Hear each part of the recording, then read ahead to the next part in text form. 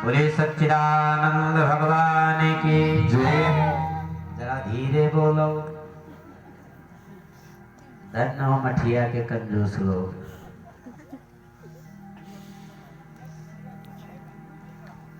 आप 2 वर्ष कथा ना हुई है ना, तो इसलिए जो है आवाज ना निकल रही है।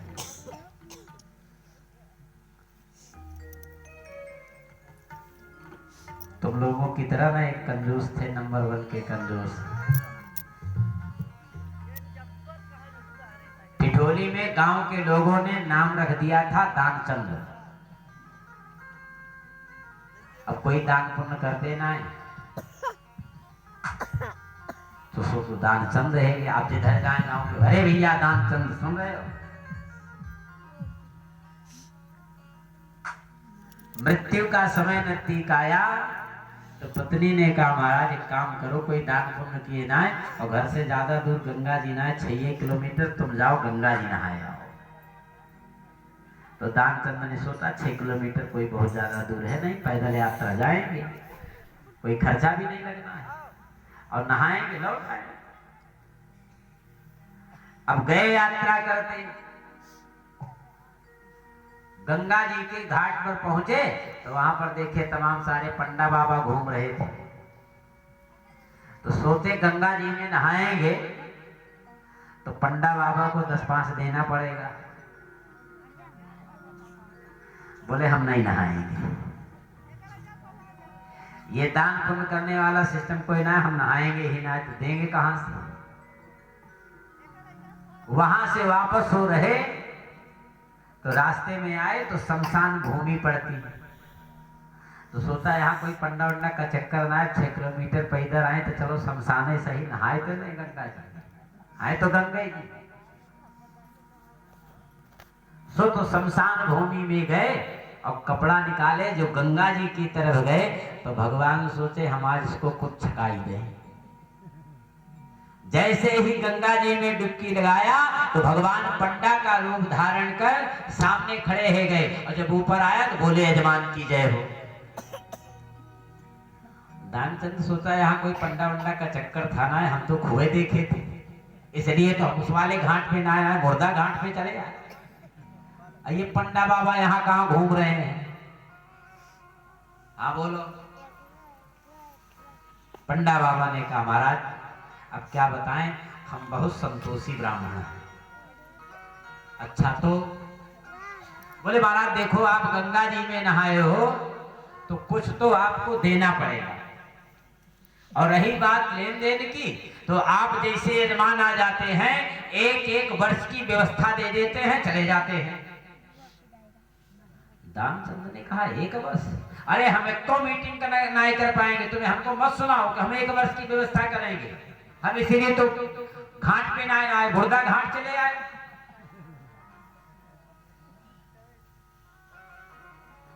पंडा बाबा ने कहा देखो भैया अब आप गंगा जी में नहाए हो, 2-4 तो आपको देना ही पड़ेगा। दानचंद बेचारे फंसे चक्कर में, सोचे ना नहाए होते तबे अच्छा था। दानचंद ने कहा अच्छा बाबा एक बात बताओ, कहा तुम्हारे यहाँ उधार लिखा जाता है? बोले हाँ कोई बात नहीं, उधार लिखा जाता है, क्या लिखना है? बोले हमारा 1 धेला उधार लिख लो। तब 1 आना 2 आना 4 आना ये सब चलता था, तो उस समय धेला का जमाना था, तो 1 धेला पंडा बाबा को दानचंद ने उधार लिखा दिया। कपड़ा पहने तो बेचारे पूरे रास्ते सोचते चले आए, चलो भाई 1 धेला तो उधार लिखाई आए। घर गए, खाट पर लेटे, पत्नी ने देखा कुछ जलपान की व्यवस्था कर ही रही थी, तभी पंडा बाबा आए गए, यजमान की जय हो। दानचंद ने कहा जाओ देखो पत्नी से बाहर, देखो कौन आया। पत्नी बाहर गई तो देखा महाराज वो पंडा बाबा अपनी सारी बात बताए, हमको 1 धेला उधार लिखाए आए, हम वही पंडा बाबा लेने आए। दानचंद है घर? हाँ हाँ महाराज अभी अभी तो यात्रा करके आए, खाट पर लेटे, हम बताई देते मिल लेते आपसे। भीतर गई, महाराज वो पंडा बाबा आई गए। दानचंद ने कहा अभी आ गया? अरे उधार लिखाए थे, इसका मतलब ये थोड़ी था कि आगे आ गया पीछे आ गया। अरे ले जाता 1-2 साल में। अच्छा कोई बात नहीं, आ ही गया है। तो पत्नी से इंगित किया तुम जाओ कह दो हम बीमार हैं। पत्नी ने कहा लेकिन महाराज आप तो बोल रहे हैं, हम काहे झूठ बोले? दानचंद ने कहा तुम मेरी पत्नी हो, हम जो कहेंगे वो आपको करना पड़ेगा, तुम जाओ कह दो हम बीमार हैं। अब पति की बात नहीं माने तो वो अच्छा नहीं, वो बेचारी मुंह बनाते बाहर गई। पंडा बाबा से हाथ जोड़ा, बाबा क्या बताएं 6 किलोमीटर पैदल गए, पैदल आए, बुखार हो गया है, थोड़ा लेट गए हैं, 2-4 दिन बाद आ जाना। पंडा बाबा ने कहा बीमार है गए? पत्नी ने कहा महाराज अब कैसे कहें, थोड़ा बुखार हो गया है। पंडा बाबा ने कहा कोई बात नहीं है, तो हमारे यजमान 1 धेला उधार लिखाए आए हैं, ऐसे बीमारी की हालत में छोड़कर भी जाना उचित नहीं है, तुम कुछ दे दो, थोड़ा सा पिसान सीधा हमको दे दो, हम अपने बनाए खाए लेंगे, जब स्वस्थ हो जाएंगे तब जाएंगे। अब पत्नी फिर भीतर गई, दानचंद के सामने हाथ जोड़ा, महाराज वो तो कह रहे हैं हमको कुछ सामग्री दे दो, हम बनाए खाए लेंगे, जब आप ठीक हो जाएंगे तब जाएंगे।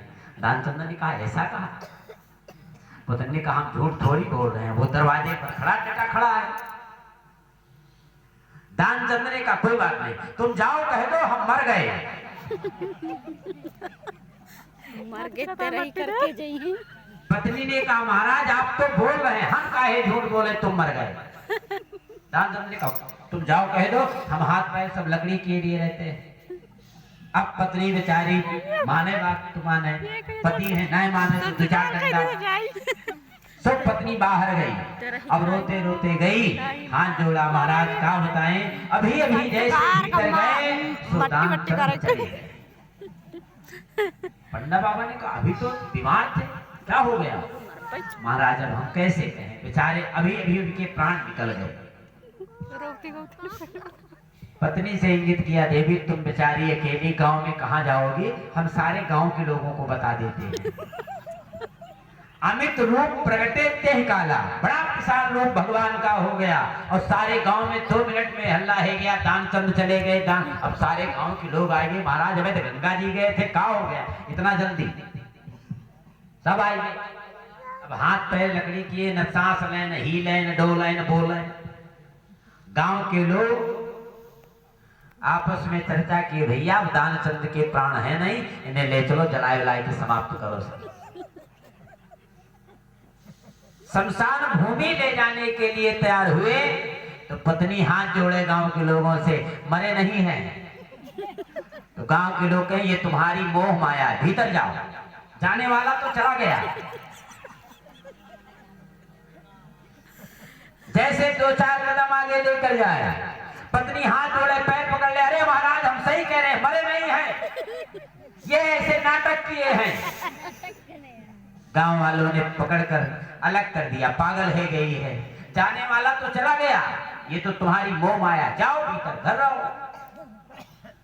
अब पत्नी बेचारी बार बार हाथ जोड़े, सत्य कह रही, लेकिन कोई मानने वाला ना है। ले गए शमशान भूमि पर, चिता पर रख दिया। मरने के लिए तैयार हैं, लेकिन आधा धेला देने के लिए तैयार नहीं है।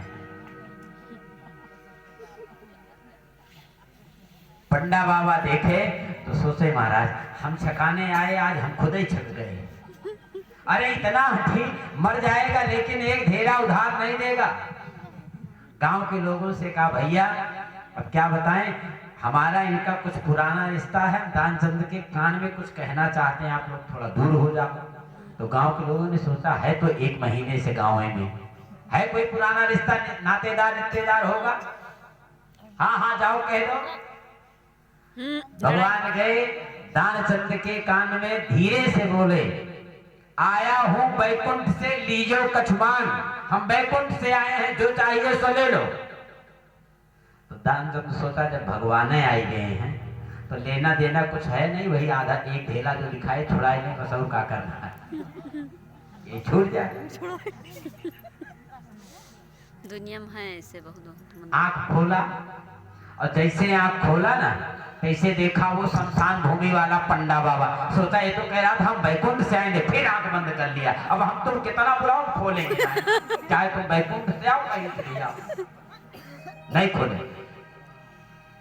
भगवान ने कहा हम सही कह रहे हैं, आया हूं बैकुंठ से, लीजो कछमान, जो इच्छा है सो ले लो।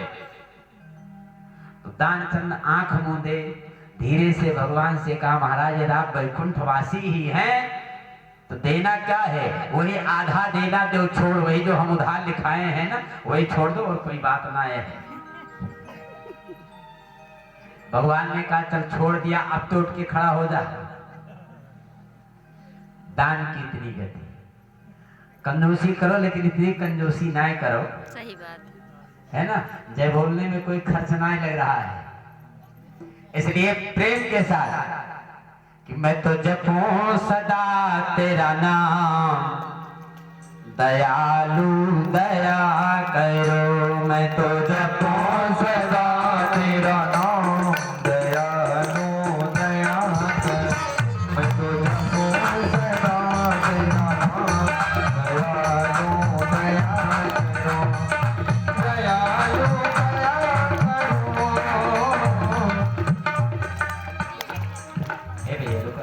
आप बताइए कुछ जने ताली बजाओ था, कुछ जने बढ़िया साल वाल लपेटे काम करे हैं, जरूर ठंडी छुई है। अब सोचता है महाराज देखा है ना, ये सब दिखा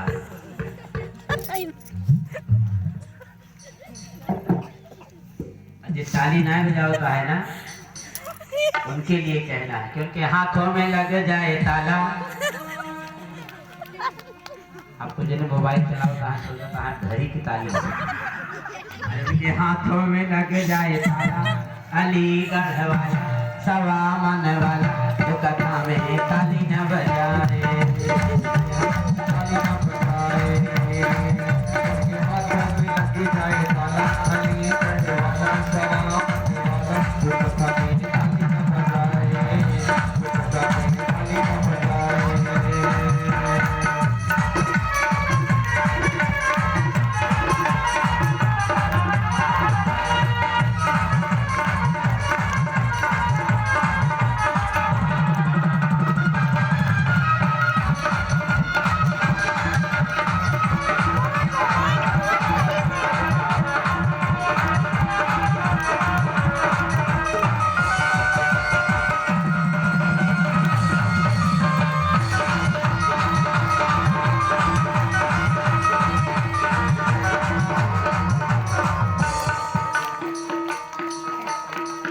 कुछ गर्मी आई ना? आई गर्मी आई नहीं आई, चिल्लाहट इसलिए आई। मस्ती में कि मैं तो जपूं सदा तेरा नाम, दयालु दया करो। मैं तो जपूं